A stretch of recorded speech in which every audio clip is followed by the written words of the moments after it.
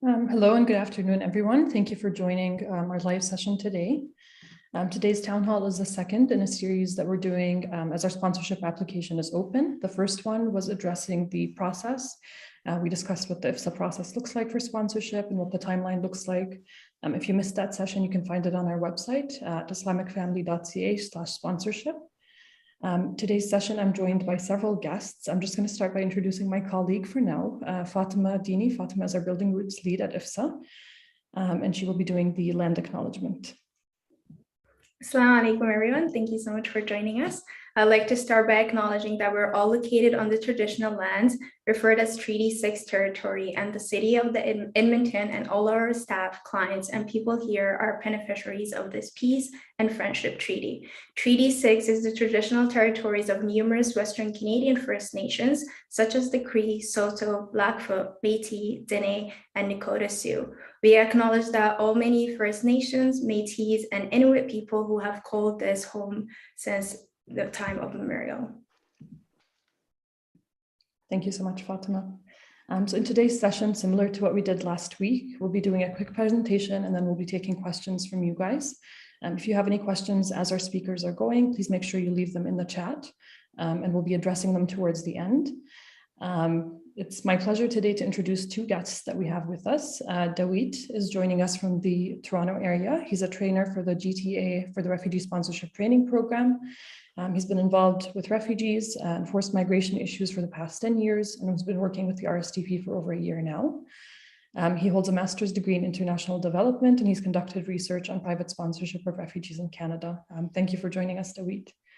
And our second guest today is Bethlehem. Bethlehem is also from the RSTP. She's a trainer in the Edmonton and North Alberta area. And she has a wide range of personal and professional experiences with refugee settlement programming. And she's supported the work of different organizations in the city, including IFSA. And she's also supported many embassies and the IOM in Sudan. Thank you both for joining us. I'll turn it over to you for a presentation. Like I said, please leave your questions in the chat box as we go and we'll address them towards the end.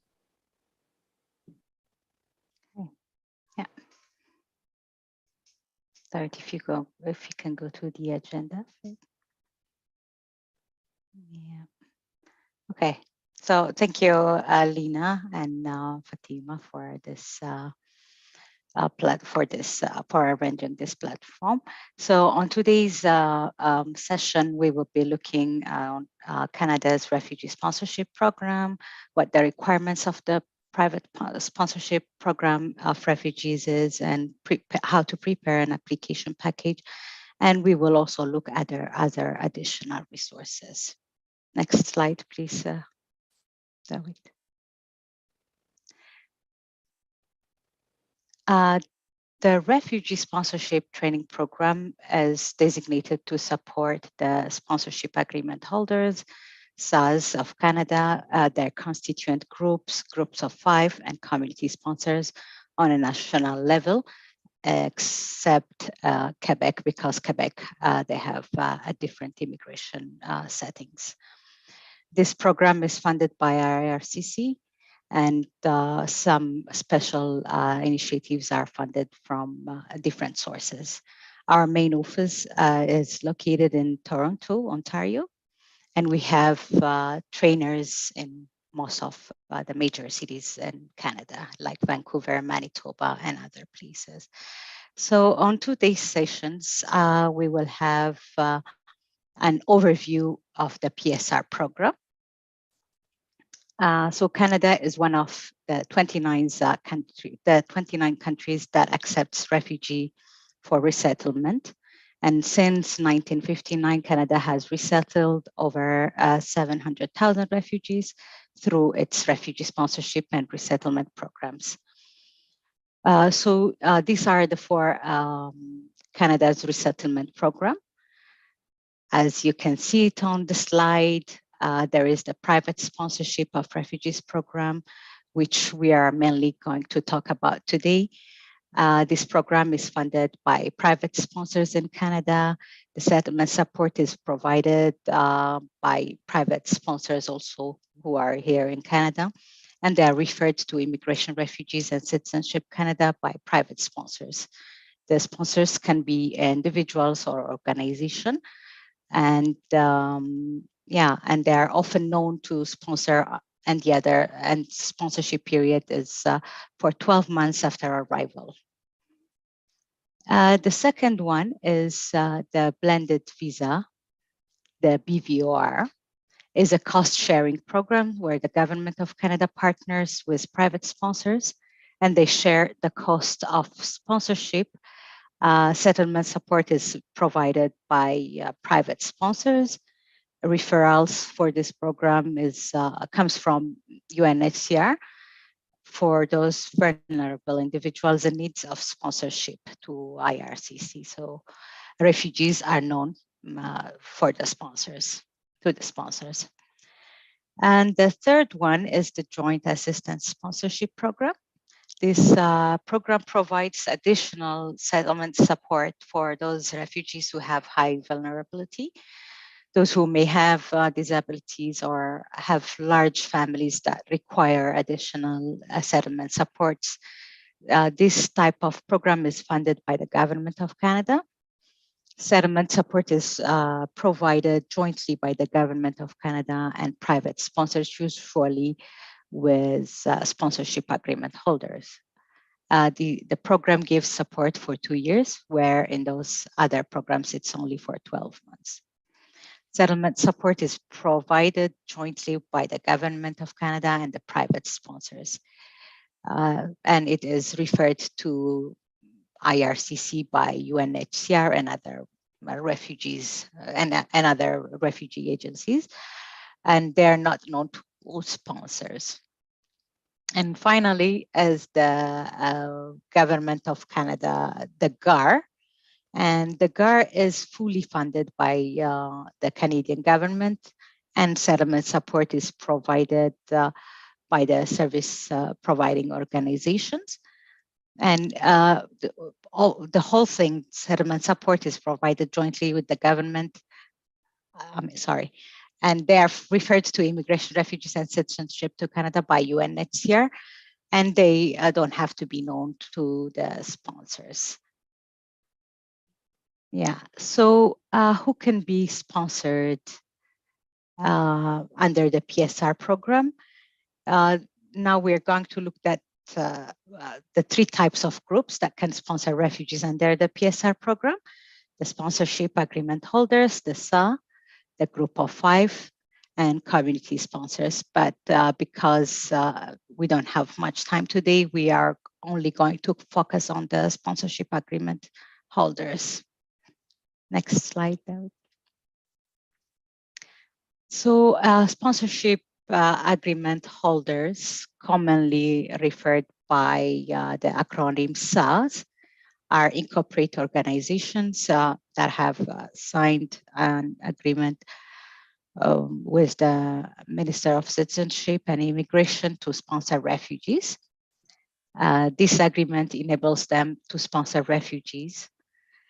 Currently, there are about 137 SAS across Canada, and a variety of organizations are SAS, including faith-based organizations, humanitarian organizations, and newcomer settlement agencies.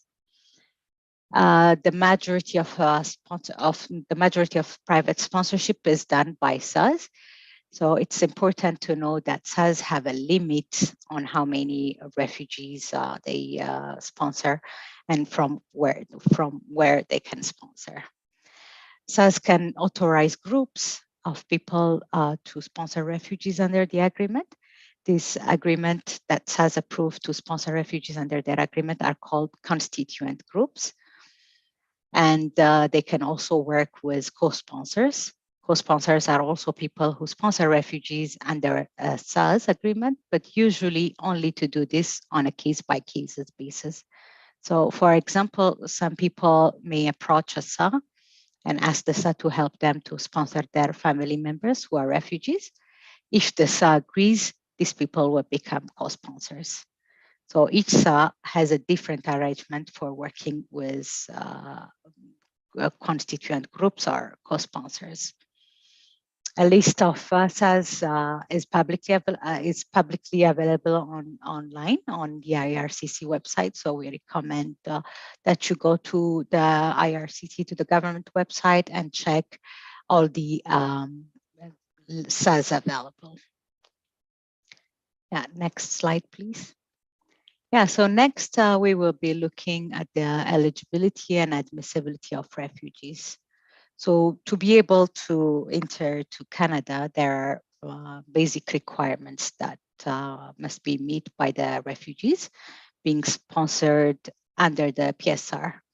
So these requirements are divided into two categories: the eligibility. So when we say the eligibility, the individuals must be outside of their country of nationality or country of habitual residence.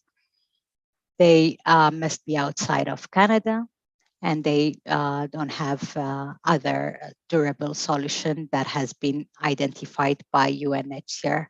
That means like local integration, other resettlement, and voluntarily repatriation. So that has been, so they have to be as well a convention refugee abroad. When we say convention refugee abroad, it's an individual or a group of people who have a well-founded fear of persecution based on their race, religion, nationality, and membership in a particular or social group of political opinion. Or they have to be a country of asylum class. This is also individuals who are seriously and personally affected by civil war or armed conflict or suffered massive violation of human rights. And the second requirement is the admissibility. In order to be admissible to Canada, an individual must pass a criminality check, a security check, and a medical check. So criminality check is to screen if the applicants have committed any acts that are crimes in Canada or crimes that have an equivalent offense in Canada. The security check is to screen if the applicants have engaged in any armed conflict, been a member of a terrorist group or organization, been a member of a group that has engaged in a subversive activities, or committed any war crimes, crimes against humanity, terrorist acts, human rights violation, or genocide. So, and the medical check is to screen conditions that will put Canadians' public at risk or Canadian national security at risk. So only when you pass all three these admissibility checks, you will be able to be privately sponsored to Canada. Next slide, please. Yeah, for eligibility for and admissibility for Afghan national, at this moment, IRCC has not announced any exemptions to any of the requirements for Afghan nationals.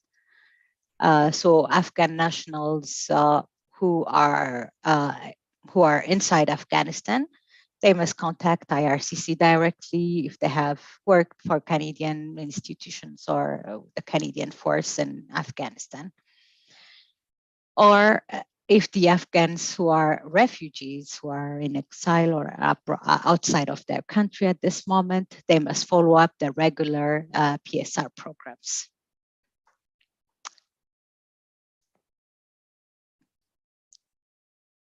Yeah, so who can be included on the same application?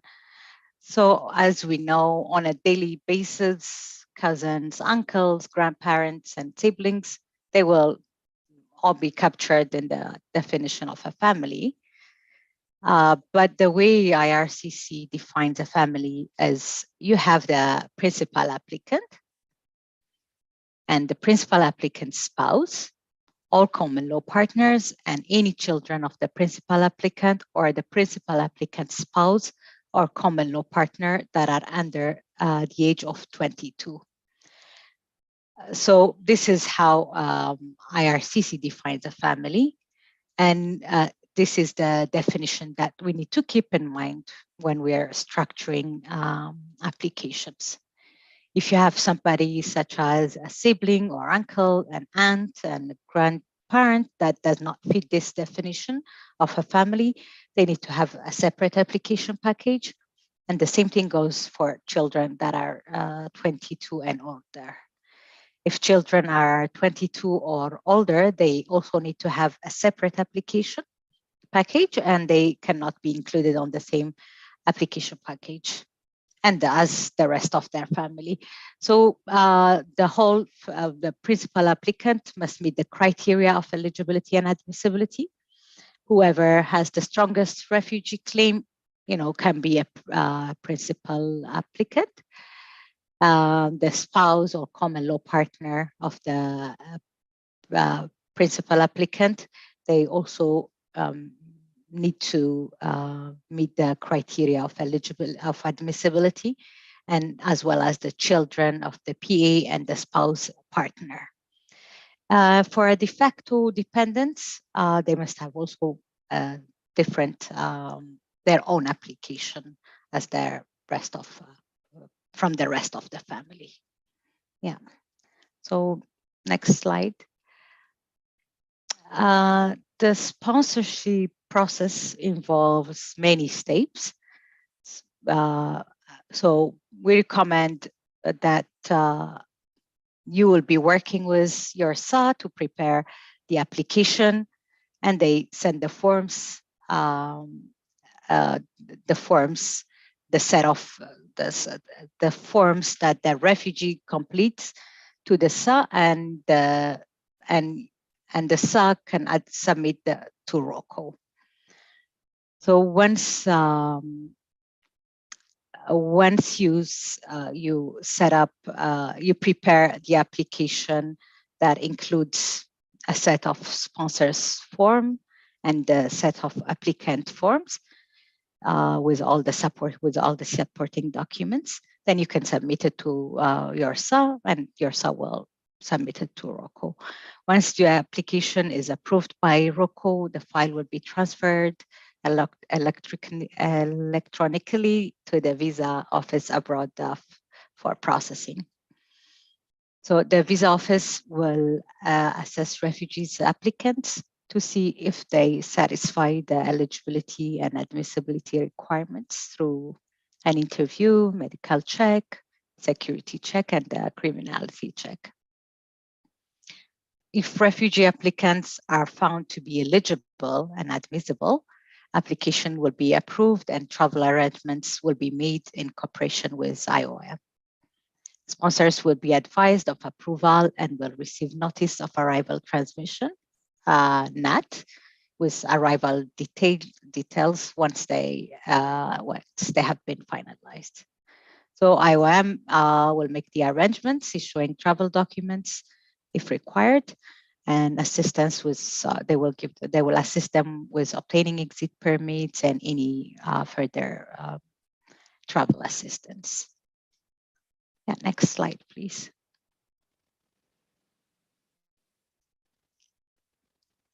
Yeah, so as you see the refugee sponsorship agreement forms, you can get the forms either from our website, www.rstp.ca. So on the main page, if you go to the application, then you can find the application forms. So you'll find all the forms listed by sponsor type, and the links. So all the links that you find on this page are linked with the IRCC website. So whenever the IRCC website is updated, the RSTP website also gets updated. Our website is much easier, friendly to use. So we recommend that you can get the forms from there. So the sponsorship agreement holders application forms needs to be filled by the sponsoring group. And there are a set of, as you can see on the slide, there are a set of forms that needs to be filled.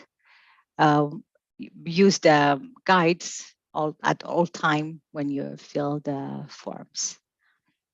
And the other thing that I would like to emphasize more is make sure to complete the latest version of all the required forms, and only use the links that this guide, to ensure that you are using the updated forms.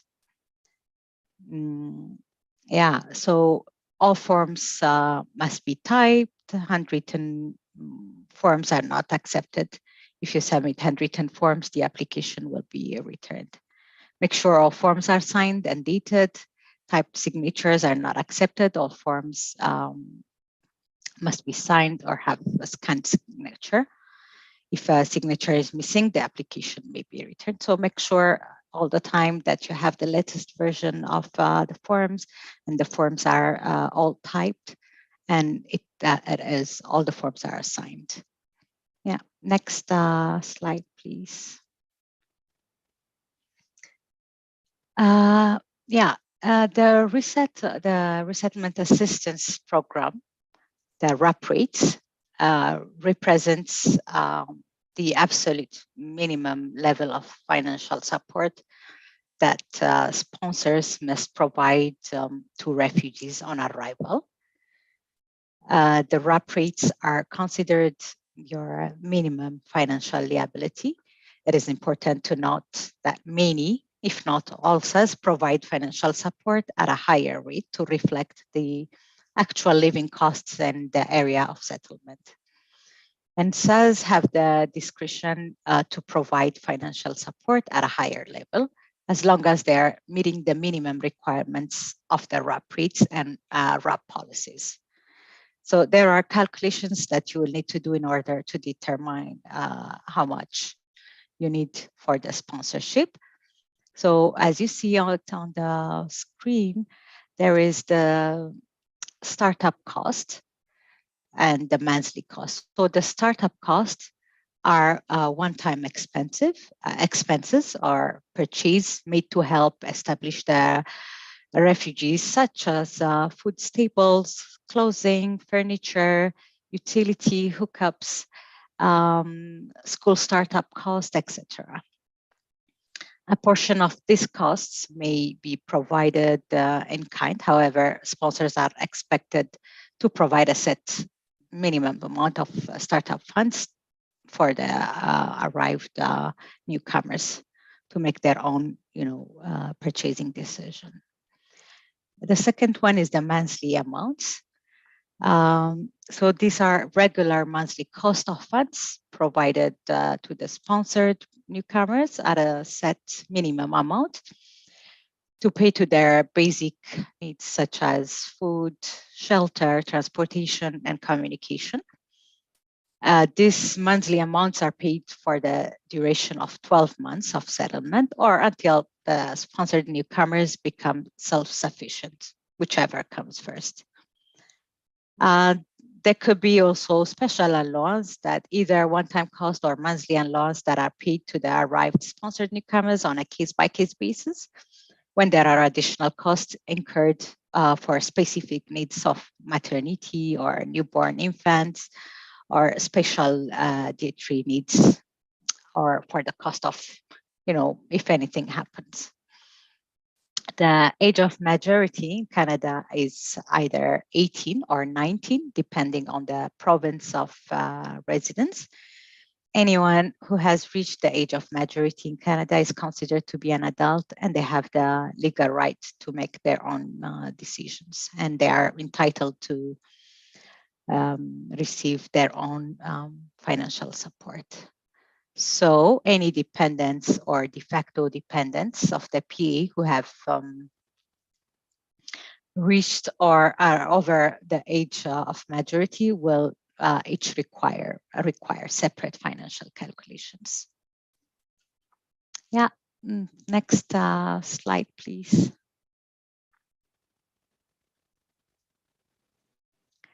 Yeah, so when the refugees arrive in Canada, the amount of financial support you're expected to provide at a minimum must be equivalent to the prevailing RAP rates that are in effect at the time the refugees arrive in Canada.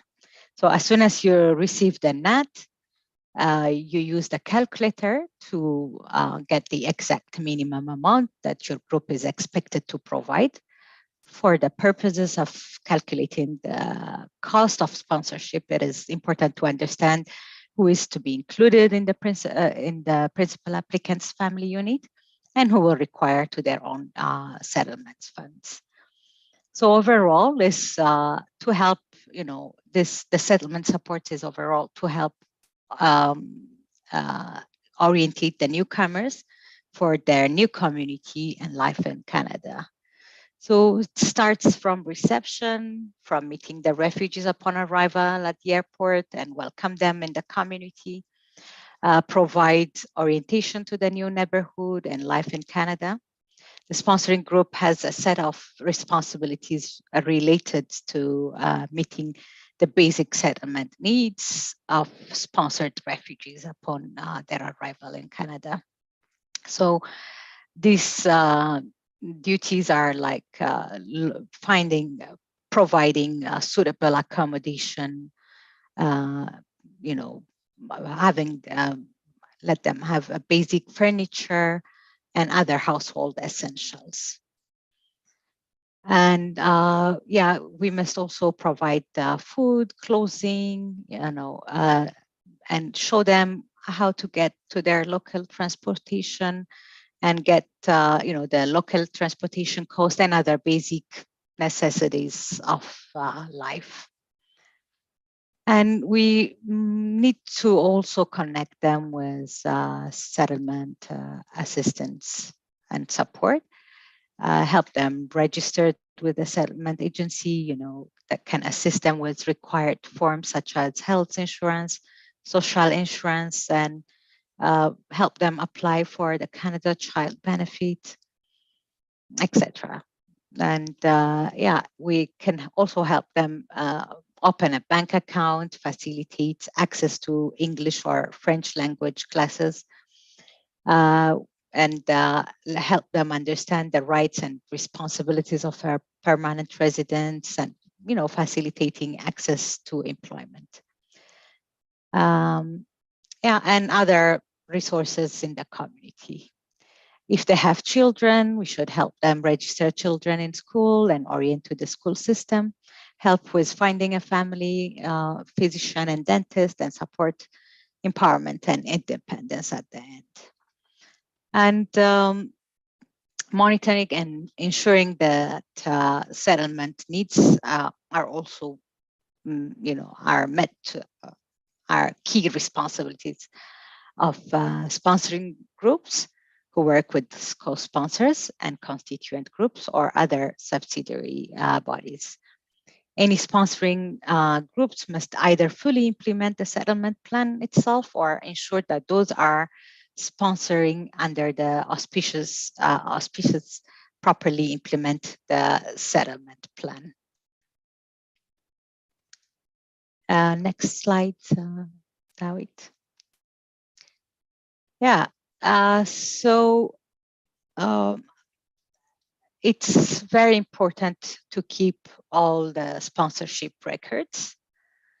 And it is also important to communicate with the SA and sharing records, copies of documents. So it helps IRCC monitor the cases. So, having a proof of support, it will help you keep track of service given. Documents are and the financial support. It will also help you ensure you are fulfilling your obligations. And so at any time, if there is any communication about your case with ARSAT, you will have a record, a proper record. So it's very important that you communicate with your SA, because your SA is closely working with the co-sponsors, and share records or documents that you have. Yeah, next slide, please. So this will be the end of my presentation. I will we have services offered by RSTP. So we encourage you to attend those services. The RSTP monthly webinar, it's a series that runs every month, and you can attend on that. We have RSTP training courses that is provided, with continuous learning opportunities. We have online and in-person workshops as well. And if you want a follow-up training on groups of 5, community sponsors, application or help, with application forms in general, you can contact us and for additional, training and information. Our website also is very helpful, and we have you can also subscribe to the PSR email list to receive email notification about any policy or program updates and upcoming events as well. So next we will have the Q&A session. My colleague Dawit will be there to answer your questions. Thank you. Thank you so much, Bethlehem. We appreciate you joining us and for the very informative presentation. Thank you so much.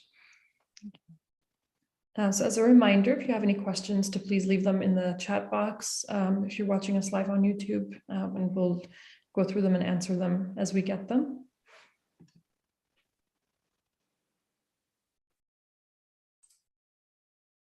So the first question we're getting is IFSA a SAW or a sponsorship agreement holder? Yes, IFSA is a sponsorship agreement holder, and our application is open for this year. So you're able to access it through our website. We're working with SurveyMonkey Apply this year on our application process. So if you're interested in applying, you can navigate the whole process through our website. And the second question is, what is ROCO or ROCO? I can answer that. So ROCO stands for the Resettlement Operations Center in Ottawa. So it's a branch of IRCC that receives application and makes the initial assessment to determine whether the application is complete. So if it's complete, they transfer it to the visa office. If not, they send it back to the sponsors. So again, it's a branch of IRCC that makes the initial assessment of applications, privately sponsored applications. And maybe before you ask it, if you also don't know what RSAT means, sometimes we're used to doing this every day, so we kind of assume. So RSAT stands for, again, it's a branch of IRCC whose role is to make sure refugees or newcomers are receiving all the settlement and financial support. So it's part of IRCC that cares more about the program integrity framework. So RSAT stands for Resettlement Services Assistance Team. So it's a team of IRCC that are there to A, make sure that refugees are receiving all the assistance, and B, also assist sponsors. And so if sponsors are not sure the assistance they're providing is sufficient enough, or they're not sure about the calculations they're making, they can always contact the RSAT team, the Resettlement Services Assistance Team. And they are very helpful and very welcoming to provide any feedback, any assistance, if sponsors are not sure about the assistance they're providing. Few things just to clarify and maybe to pre-answer them. There are common questions that we get, and so I'll just answer them. One is about family composition. So my colleague Bethlehem talked about who should be included in one application. So that's the family composition. And as she said, the principal applicant, their spouse or common law partner, and their children under the age of 22 must be included.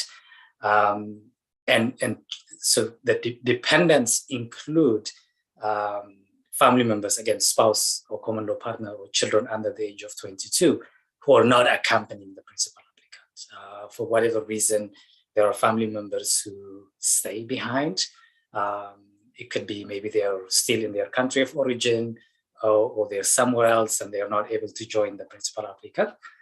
They must be declared on the application, on the original application of the principal applicant, and they can be sponsored through something we call the one-year window opportunity. So the one-year window opportunity is there for dependents, again, who fits this definition of a family, who've been declared in the original application of the principal applicant, but for whatever reason, they weren't able to accompany the principal applicant. So if the principal applicant can submit this one-year window application within the one-year sponsorship period, they can be sponsored, and private sponsors will be responsible to provide financial and settlement support as well.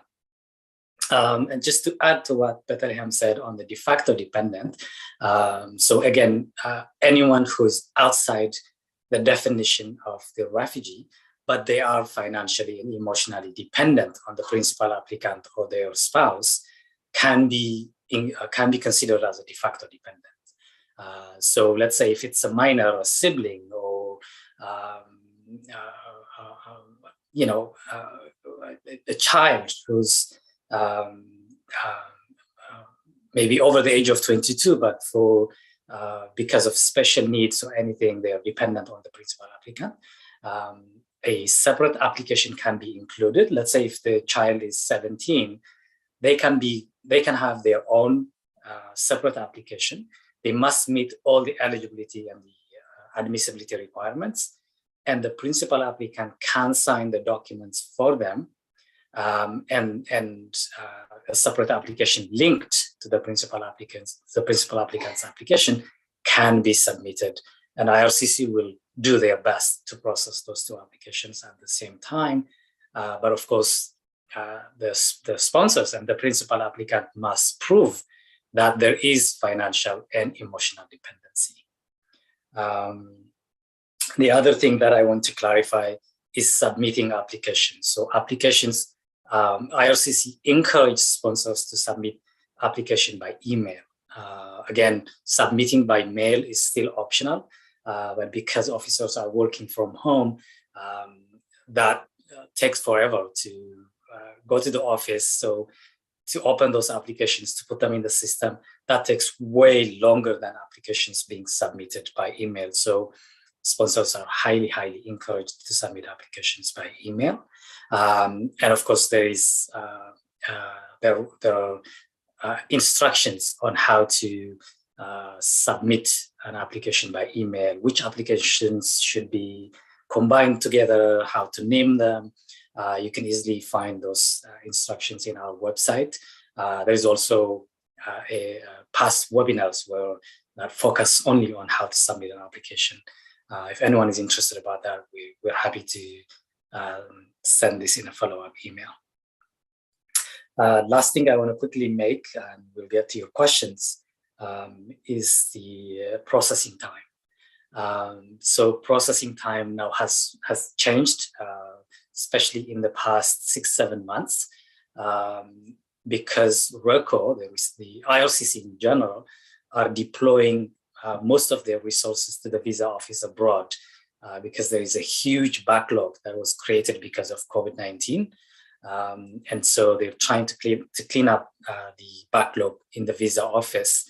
And so while the overall processing time, it's going to be impacted, obviously. It used to be between 18 to 22 months before COVID, and now it's between 3 to 4 years, as you can check online on the IRCC website. But the processing time at ROCO has also been affected because of what I said. IRCC is now deploying their resources to the visa office abroad. So for emailed applications, it might take 10 to 12 months to hear from IRCC to get the G number or to get the initial decision at the ROCO stage. Yeah, I think these are the points that I wanted to add, and let's see what are the questions on the chat. So we have one question actually that we received earlier on about an application that was submitted already, where the principal applicant is pregnant. In a case like that, the question was, do we inform ROCO now, or do we wait until she gives birth and then fill an independent application? And then from there, I'll move on to the questions from today. Yeah, so sponsors are not required to inform IRCC about pregnancy, but they are required to inform IRCC within 30 days of the birth of the child. And so once the child is born, they have 30 days to inform IRCC, and IRCC will provide guidance on what documents to submit and what else, how to update the generic application. So when sponsors sign the undertaking form, on the last page of the undertaking form, sponsors, we highly encourage to read before they sign. And one of the things that's listed on that is sponsors are automatically responsible for a newly born child.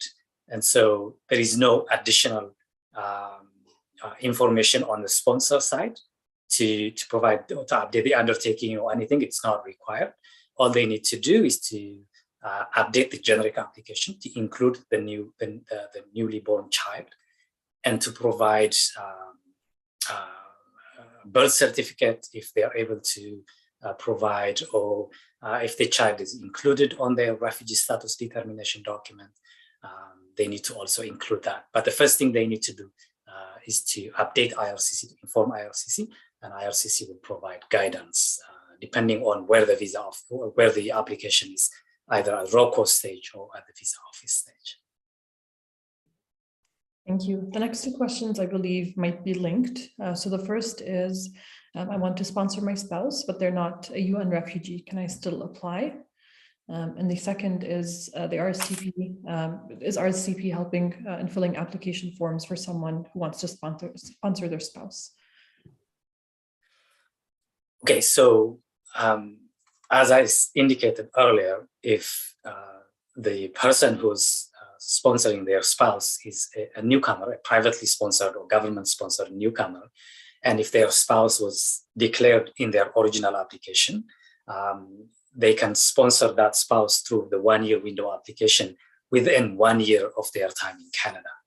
But if we are talking about a spouse who is in Canada and they went somewhere else and they got married, or if it's not related to private sponsorship or government sponsorship, and if 1 year has already passed, this is a family class. This is a different sponsorship stream. It's called the family class. That's outside our area of expertise. We're only experts for the private sponsorship of refugees program. And so, again, we're not experts. We don't assist in either reviewing or helping with applications. So what we encourage is to consult with immigration consultant or immigration lawyers.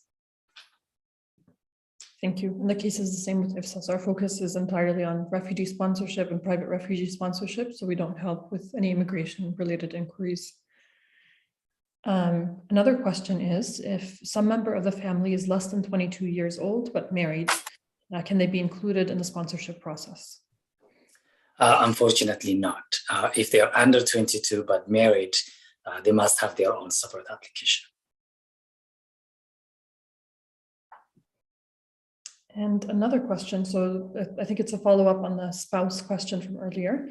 What if the sponsor doesn't have enough financial resources to cover the cost of a newborn baby, and what will happen in that case?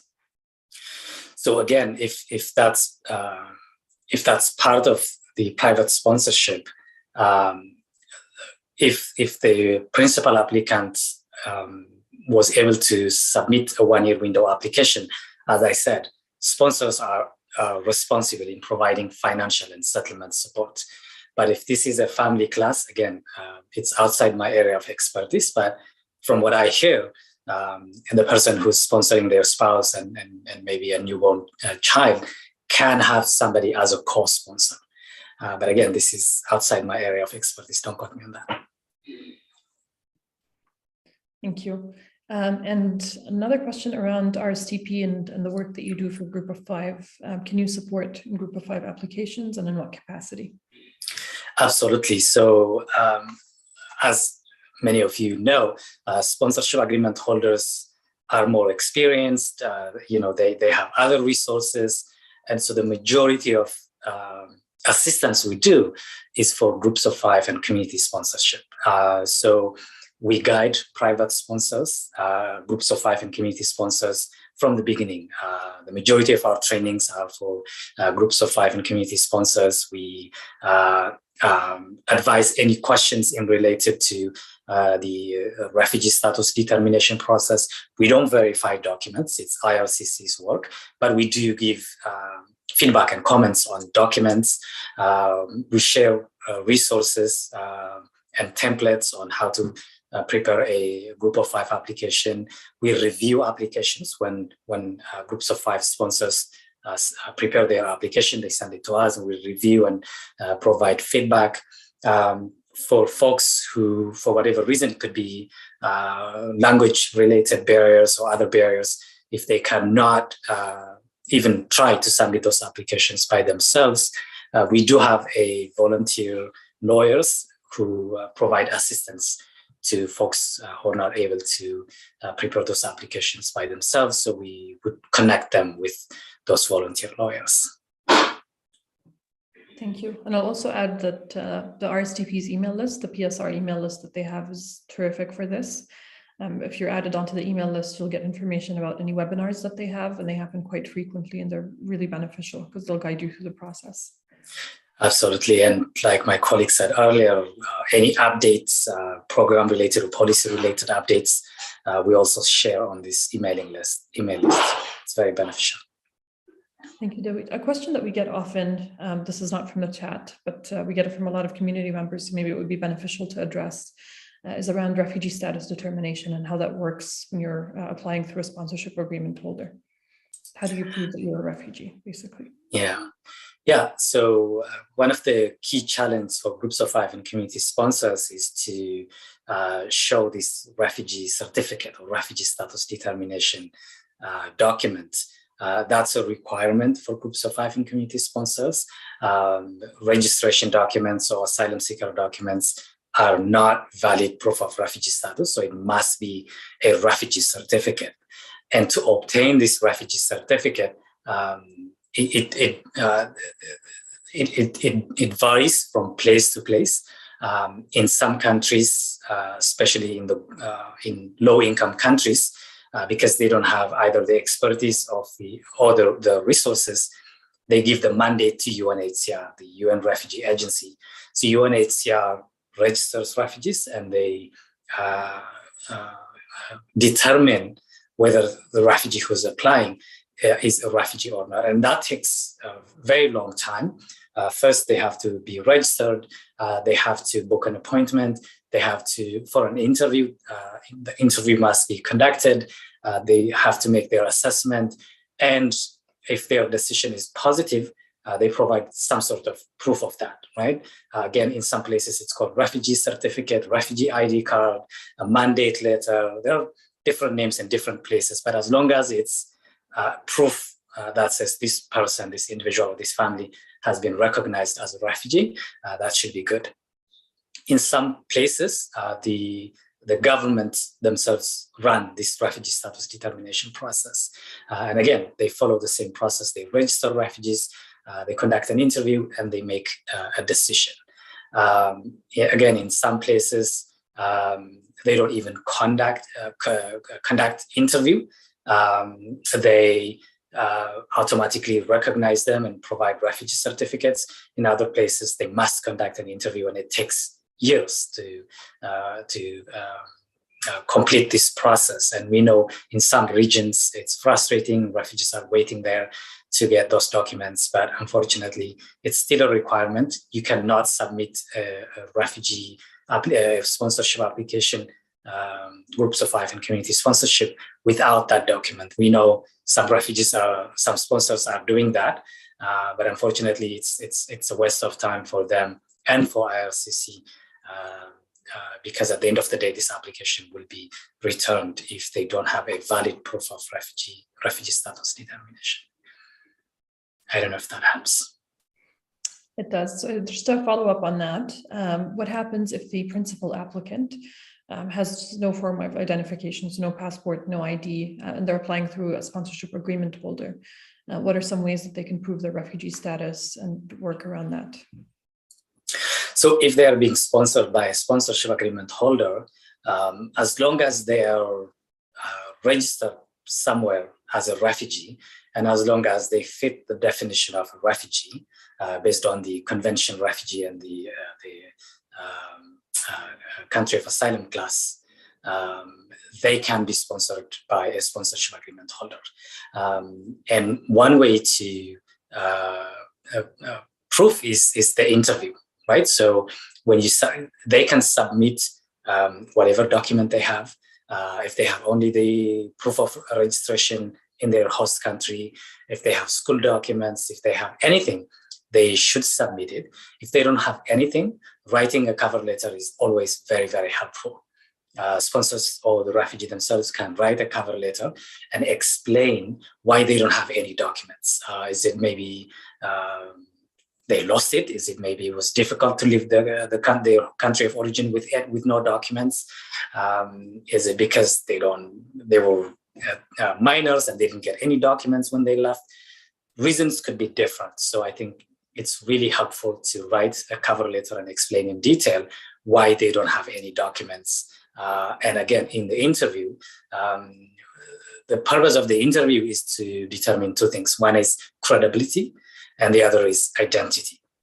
And so in the interview, the officer will ask questions to determine whether everything they wrote in their documents, in their application is true or not. And they also ask questions from their experience and from the country of documentation they have to determine whether that individual is from wherever they say they are or not. And so cover letter, and of course, prepare themselves in the interview to provide enough explanation and enough knowledge about their country and about themselves. Thank you so much, Dawit. That was very helpful. Your answers and the presentation were really beneficial today. So thank you. And thank you, Bethlehem, for the great work that you did with us. Thank you, everyone, for joining us. It looks like this is the end of our questions for today. If you do have any additional questions, please email us at refugee@islamicfamily.ca. If you're watching this later on, you'll see another recording for the first town hall that we did around the process and the timeline. So please go ahead and watch both. And if there are any additional questions after you do, please email us, like I said, at refugee@islamicfamily.ca. Thank you again, everyone, for joining us today. We appreciate your time, and we hope that we were able to answer some of your inquiries. And thank you very much for inviting us and for organizing this webinar. And if anyone wants to reach us, you can go to our website, rstp.ca/contact us, and you'll have a list of RSTP trainers, and you can also reach us. Thank you so much. Thanks, Dawit. Thank you. Okay, bye-bye.